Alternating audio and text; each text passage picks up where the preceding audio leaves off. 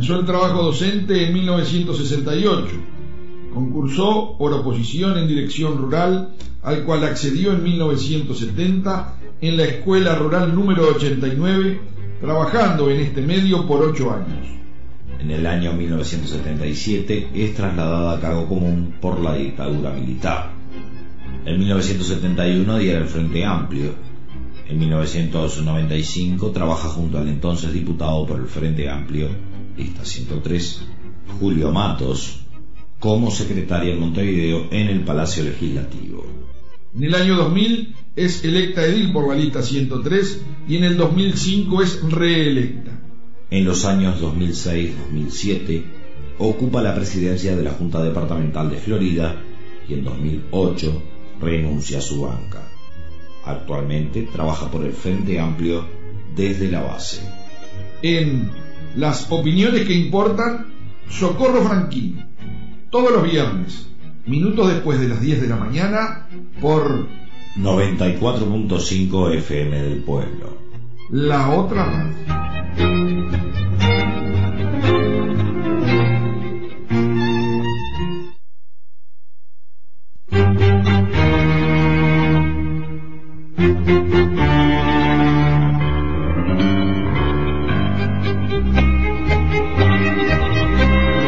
A continuación, en la mañana de la 94.5 FM del Pueblo, La Otra Radio, las opiniones que importan.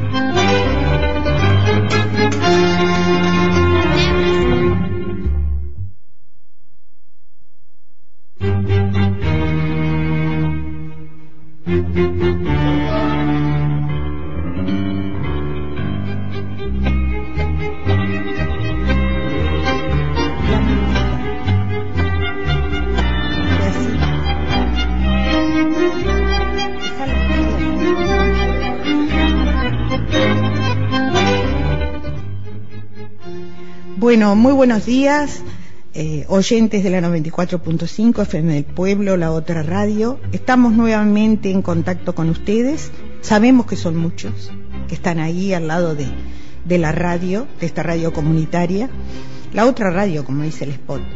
Bueno, y hoy vamos a continuar hablando de un tema que a mí personalmente me toca muy de cerca, como es la educación pública.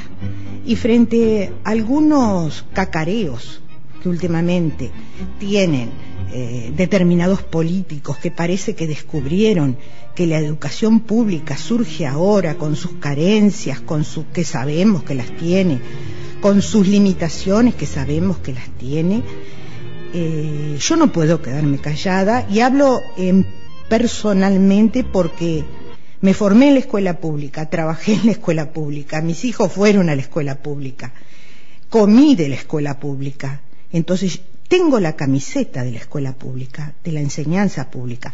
Entonces yo no voy a permitir, mientras pueda y mientras mis neuronas me den y mientras se siga estudiando,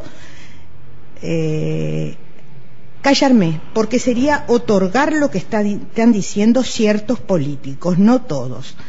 Y hoy tenemos frente a nosotros una compañía, principalmente un gran amigo, y en segundo término un destacado político del Frente Amplio, destacadísimo político, que fue el primer diputado que tuvo el Frente Amplio en el periodo 95-99, después fue secretario general en el gobierno del Frente Amplio del intendente Giacchetto, y me estoy refiriendo al compañero Julio Matos.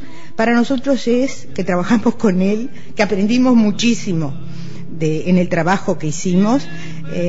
Creo que es una de las palabras más autorizadas y que puede responder claramente a todo lo que estos políticos están manifestando actualmente. Yo simplemente voy a decir que estoy asombrada de las declaraciones del diputado Arocena. Entiendo, y Julio me va a decir si es cierto o no, de que el diputado Arocena tiene todo el derecho, y es un deber de su actividad legislativa, ¿verdad?, recorrer los centros de enseñanza, ¿no?, pero decir la verdad total, no una verdad media. Sí, buenos días, Socorro, buenos días a la audiencia de esta radio comunitaria que hace 6 o 7 años que da testimonio al aire de la opción de una voz diferente en esta Florida donde los medios están tan alineados, ideológicamente hablando. El agradecimiento por la invitación y sí, efectivamente, nosotros en el periodo en que representamos al departamento en la Cámara de Diputados priorizamos el trabajo afuera de la Cámara. O sea, no era tanto de ir a hacer discursos, sino de recorrer el departamento, enterarnos de su problemática, trasladar al seno de la Cámara si correspondía o a otros ámbitos de decisión que invariablemente están en la capital, en este país que se dice artiguista pero se conformó de manera unitaria, no federal. Entonces, donde las decisiones se toman generalmente en la capital, es importante que quienes por razones de nuestro trabajo nos desplazamos diariamente a la capital y tenemos la posibilidad de acceder a esos ámbitos de decisión, traslademos las inquietudes, los planteos, muchas veces las soluciones que los mismos interesados imaginan, como forma de ayudar al gobierno, no importa el partido y el color que sea, y a la gente. Y dentro de esa definición que adoptamos de recorrer el departamento, una parte fundamental fue recorrer las escuelas, las 100 y pocas escuelas que 124. 124 escuelas. 124. Desglosadas en 32 urbanas y 92 rurales. Y sí. Bueno, claro, ir a las urbanas es relativamente más fácil, pero llegamos a algunas escuelas que estaban en el medio del campo, rodeadas de latifundios, con 2, 3, 4 niños, pero había que recorrerlas a todas. Y me acuerdo que la última que fuimos faltando pocos días para terminar el mandato, porque era nuestro compromiso estar en todos lados. Y eso nos permitió conocer una realidad que sabíamos porque nos la habían contado, pero otra cosa es verla. Muchas de las cuales ahora el diputado Arocena se horroriza, pero ya hace 20 años atrás ya existían, y cuando su partido gobernaba también existía. Entonces el asunto es verlo en perspectiva. Claro. Ver si en cada 5 años la gestión del gobierno de turno ayuda a mejorar, en qué medida y con qué velocidad. Cuando fuiste electo diputado, había dejado el gobierno el doctor Lacalle, exactamente, Partido Nacional, y asumió el doctor Sanguinetti, Partido Colorado. Exacto, ¿no? Exacto. Y bueno, es cierto, recorrimos, yo participé en casi todas, no en todas, pero en casi todas las recorridas. Además conocía el medio rural por haber trabajado en el medio rural. Entonces a mí me cuesta, Julio, y me duele, te digo sinceramente, cuando tan livianamente hablan, sobre todo gente que ni siquiera fue a la escuela pública, ni siquiera sabe lo que es compartir un banco con un niño, ¿verdad?, de otra condición social, porque a la escuela privada van determinada clase de... Yo no estoy en contra de la escuela privada, pero estoy a favor de la escuela pública y de la enseñanza pública. Especialmente escuela privada en Montevideo, ¿no? Claro. Sí. Que hay otros niveles de enseñanza, y en algunos barrios que son casi exclusivos, la gente que vive en esos barrios realmente sus pero hijos mirá van que a determinados también colegios, ¿no? Es una concesión que se tiene mentalmente, es decir, aquello que es privado es mejor, ¿no? Entonces, claro, no lo tocamos. Pero la escuela pública, la escuela bareliana, vos bien sabés, porque tu madre fue maestra, ¿verdad? Fuiste a la escuela de la Macana. Fui a la escuela de la Macana. A la escuela rural de la Macana. Entonces, bien que sabés lo que es compartir los pros y los contras que cada uno trae de su casa. Tú me decías cuántas escuelas había. Bueno, hay 124, hay 92 rurales, pero de esas 92 hay varias que no funcionan. Entonces uno tiene que preguntarse, ¿por qué no funcionan? Porque no hay niños. ¿Por qué no hay niños? Ni por qué no hay niños. Ahora está volviendo la gente.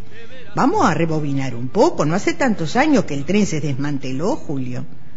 Sí, ¿te acordás aquella línea de Montecoral? Sí, no, por supuesto que se han tomado medidas en las últimas décadas que han conspirado contra la vida de la gente en el interior rural.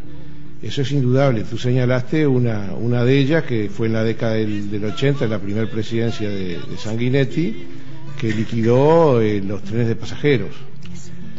Y eso evidentemente en algunos lugares donde solo se llega por tren es un estímulo para que la gente abandone esas zonas y se queden solo aquellos que no tienen más remedio. Pero eso es así. Pero yo recuerdo una de las cosas que al final me cansé de verlo, era el hecho que en la escuela rural, que tiene otro horario, porque empieza a las 10 de la mañana y termina a las 2 a las 3 de la tarde, y por lo tanto los niños comen en la escuela, es necesario que alguien haga la comida, son cosas elementales. Y a veces una maestra atiende los niños de primero a sexto y al mismo tiempo cumple las tareas de directora y no puede hacer de comer, porque si está haciendo la comida no está enseñando. Entonces es casi inevitable que haya un auxiliar que se encarga fundamentalmente de la tarea esa, de la comida de los niños. Y lo que a mí al principio me llamaba la atención, y después me acostumbré a verlo, porque de alguna forma nos vamos insensibilizando cuando vemos algo que está mal repetidamente, es que primaria no le abonaba el sueldo a los auxiliares de servicio, sino que invariablemente eran las comisiones de fomento las que debían hacerse cargo de esa tarea. Eso en el 99% de los casos. Y nos aburrimos de plantear caso por caso, escuela por escuela, la necesidad de que primaria proveyera esos fondos y contratar a esa gente, y debemos decirlo que en el quinquenio no tuvimos una respuesta afirmativa. O sea que durante esos 5 años en el departamento de Florida enseñanza primaria no presupuestó, voy a utilizar una palabra que ahora está de moda por el tema de los cirujanos con salud pública, que algunos se horrorizan porque no hay gente que trabaja para el Estado y no está presupuestada, que es un mal endémico en el Estado uruguayo, del cual eran responsables quienes gobernaban en aquella época. Sin embargo, al día de hoy yo tengo entendido de que quedan muchas escuelas con auxiliares de servicios sin presupuestar, pero que se vienen presupuestando ya desde el periodo pasado del gobierno anterior, del gobierno del doctor Vázquez, se vienen presupuestando auxiliares de servicio en las escuelas rurales en todo el país, lo cual significa que el problema no está solucionado, pero se están dando pasos concretos para la solución. A diferencia de la experiencia que tuvimos nosotros en aquellos 5 años donde no logramos que en un solo caso se presupuestara a un auxiliar de servicio en una escuela rural de las 90 y pico que tiene el departamento de Florida. Exacto. Bueno, referente a por qué hay tan pocos niños, ahora están volviendo, y voy a poner un ejemplo que también lo conoces, no solo la desaparición del tren, sino los trabajadores rurales en aquel momento no tenían ninguna reglamentación laboral que los beneficiara. No, ni había ni medio 8 horas, claro, ni licencia, ni nada. Por supuesto, trabajaban las horas que tenían que trabajar por sueldo que realmente eran miserables, ¿no? Y por supuesto, los que trabajaban en tambo iban rotando. Por eso es que las escuelas se fueron quedando sin niños. Yo recuerdo, mi primera escuela rural fue la 71, cuando la volvimos a ver, que estaba cerrada, Julio, ¿te acordás? Estaba cerrada, sí, había varias escuelas cerradas. Cerrada. Bueno, y otro caso, la 101 de San Gabriel. Yo trabajé 5 años en la escuela 101 de San Gabriel. Éramos 2 maestros, con 25 niños, ¿no? Sin agua potable, sin luz, sin nada, absolutamente. Otro mal nada. Común que no había Sí. agua potable en las escuelas. Ahora, ¿qué hay en San Gabriel? Hay un pueblito. Ayudado por los MEVIR, hay un liceo en la escuela. ¿no? Funciona un liceo en la Funciona escuela, un liceo en la escuela. Entonces uno va a San Gabriel en este momento y ves aquello y decís, pero ¿y esto puede haber pasado hace 15, 20 años? No pasó. Y ya nos acostumbramos, por lo tanto a veces no somos sensibles al tema. Y en todos los lugares cada niño tiene una computadora. Todo. Bueno, referente a eso, yo escuché ayer las declaraciones del senador Sergio Abrejo, ¿no? Ministro de Relaciones Exteriores del doctor Lacalle. Sí, fue ministro. Bueno, entonces debe haber pasado paseando. Trabajando. Vamos a decir que trabaja, sí, un poco pasea también. Pero yo digo, este señor senador descubrió ahora que las escuelas rurales en su mayoría son unidocentes. ¿Qué descubrió, la pólvora? Lo que pasa es que no conocen el país real, ¿no? Entonces no hable, señor senador Abreu, porque la mayoría de las escuelas rurales son unidocentes. Para la gente que nos está escuchando, es decir, es un solo maestro que es a su vez director, ¿verdad? Y cerca de mi casa, no muy lejos, hay una escuela con un niño. ¿Viste? La escuela 93 de Paso Callero tiene un solo niño, ¿no? Entonces hablan y hablan. Escuchaba al diputado Arocena, que yo sigo diciendo que está bien que vaya y que se interiorice de lo que es la escuela pública, de sus carencias, hablar del agua potable. A ver, Mato, cuando recorrimos las escuelas. Yo me acuerdo de una, de la 31 de marzo, cerca de Mendoza, que los niños iban con una botella de agua de la casa porque no había agua ni para cocinar, ni para beber, ni para la higiene, ni para nada. Para nada. ¿Te acordás cuando llegamos a esa escuelita que estaba la maestra en un rayito de sol? Era un día de invierno, que no tenía vidrios, no tenía nada, estaba la maestra y 2 o 3 niños, ¿no? Hay cosas que te quedan grabadas y no te olvidas nunca. Parecía que había pasado la guerra por la década del 95-99, ¿no? Después se fue solucionando y en este momento creo que también tiene problemas edilicios. Pero hay una que a mí me quedó grabada y yo creo que también, que fue la Escuela de Frigorífico La Palma. Sí, para llegar a ella, yendo por la ruta 6, antes de Sarandí de Gí, que volcarse a la derecha, pasar por Montecoral, se pasa por Montecoral, por Capilla del Sauce y después por Estación Tabaré. Antes de Sarandí de Gí se dobla a la derecha, se pasa por hay un puesto policial. Está la escuela de Estación Tabaré, pues hay una escuela que no tiene, está cerrada, o Alejandro estaba Gallinal, la colonia. Y después llegamos a La Palma, que está frente al frigorífico Modelo. Cuando llegamos a La Palma por primera vez, que realmente no sabíamos qué hacer, si salir disparando o enfrentar la situación. Era, la gente que no conoce esa zona, es una zona muy pobre, pobre, muy carenciada. Era una escuela con 2 maestros que permanecían durante toda la semana allí, y que para poder tomar el ómnibus, el ómnibus, ¿te acordás que les iba a buscar un taxi? Sí, un taxi. ¿No? De Capilla del Sauce o de Sarandí. Y se tenían que costear el pasaje los maestros hasta iban por Durazno. Exacto. Iban por Durazno y se tenían que costear el pasaje. Ahora los pasajes de los maestros los paga Primaria. Sí, es otro avance que quizás no lo sepamos valorar, pero que los maestros que lo utilizan obviamente sí, y sobre todo los niños de las escuelas, porque les facilita la llegada del docente. Y son cosas que no sé si son pequeñas, medianas o grandes, pero que ayudan, y pasos que se dan en el sentido positivo de avance, que generalmente no son tenidos en cuenta cuando se le trata de sacarle rédito político a la situación de las escuelas. Pero bueno, eso es el juego de la política, y quizás quienes no fueron a la escuela pública se sientan con menos inhibiciones para hacerlo que quienes fuimos a la escuela pública, ¿no? Sí, había otra escuela que era la que nosotros decíamos la escuela de las termitas, por Cerro Colorado. Sí. Que estaba, comida era toda revestida de madera y estaba toda comida por las termitas. Sí, me acuerdo, sí. Una escuela lejos de Cerro Colorado. Una escuela prefabricada. Exacto. El diputado Arocena visitó la escuela también, la número 100 de Campana Chaparro, la que está a 10 kilómetros de Reboledo. De Reboledo, sí. Bueno, me gustaría que... Por la Piedra Campana. Por la Piedra Campana. Para la audiencia, tiene una piedra que al moverse con el viento parece el sonido de una campana, por eso se llama Piedra Campana, ¿no? Y planteó de que no había maestro, ¿no? No había maestro, y por supuesto que los maestros escasean. ¿Cómo no? La gente, los maestros ahora están volviendo a los estudios porque evidentemente los salarios han aumentado, ¿no? Pero hubo décadas que el salario del maestro estuvo realmente sumergido. Entonces nadie quería estudiar magisterio. Nadie quería estudiar magisterio, pero ahora, por suerte, la carrera, el plan de magisterio se extendió a 4 años y están volviendo los estudiantes. Habló sé que Julio se tiene que ir, habló el senador Abreu y también me molestó, y se lo voy a contestar al senador Abreu, de que la exclusión que hay en la escuela rural.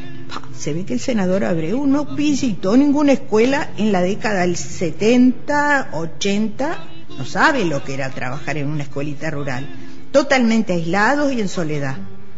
Ahora, ¿el senador Abreu sabe que cada niño rural o urbano tiene su laptop? Ni habla de eso. Ni habla. No, ni habla. Ni le conviene. Ni le conviene hablar. Entonces, realmente, cuando uno escucha estos despropósitos de cierta clase política, yo voy a seguir defendiendo la escuela pública, con sus carencias, con sus limitaciones, no con la tragedia de la que habla Sanguinetti, Yo no lloro por la escuela pública, al contrario, tengo que hacer algo por la escuela pública. Y bienvenidos esos estudiantes que le pidieron al presidente Mujica hablar directamente con él. Sí, ¿no? Estudiantes de secundaria. Estudiantes de secundaria. Pero bueno, este tema es realmente un tema apasionante. Yo creo que vamos a tener que seguirlo, Matos, si te parece.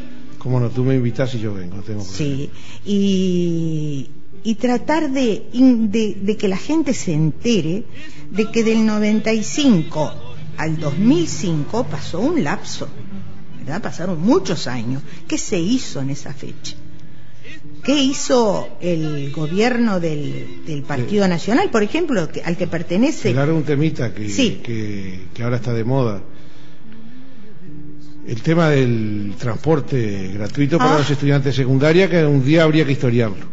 Pero Lo vamos a hacer. No, yo simplemente me tengo que ir por una cuestión personal, pero quiero aprovechar este instante para mandarle un saludo a Carlos Martínez Latorraca, decirle que no está solo.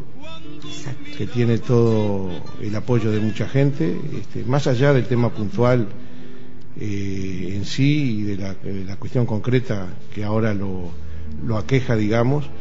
Es evidente que hay una embestida de la derecha conservadora que gobierna el departamento, que por algo será que están nerviosos y por algo que han hecho esta jugada, que es mucho más que una cuestión personal. Acá hay un profundo significado político, y yo le digo a la gente de izquierda del departamento, que somos muchos, somos miles, que tenemos que estar alerta y no ser tan ingenuos. Y bueno, y gracias por la invitación, y seguramente que algún otro día volveremos. Muy bien, Julio. El viernes próximo te comprometo, así hablamos un poquito del transporte. Puede ser. Del transporte. Perfecto. Cuando se reunían en tu despacho, todas las comisiones de fomento del área metropolitana. Muy bien, muchas gracias. Hasta el viernes. Bueno, Julio, muchas gracias. Saludos a Nelly Pugliese, que también, la madre de Julio, de Óscar, fue maestra rural y que sabemos que ahora tiene que llevarla al médico, pero que está ahí al firme. Este aporte que hizo Matos, yo creo que es muy valioso para los oyentes, porque es una palabra más que autorizada, ¿no? En esas visitas a las escuelas rurales y urbanas descubrimos muchas cosas, muchísimas cosas, que yo incluso trabajando en la escuela pública a veces desconocía, ¿verdad? Pero también descubrimos el apoyo invalorable de las comisiones de fomento.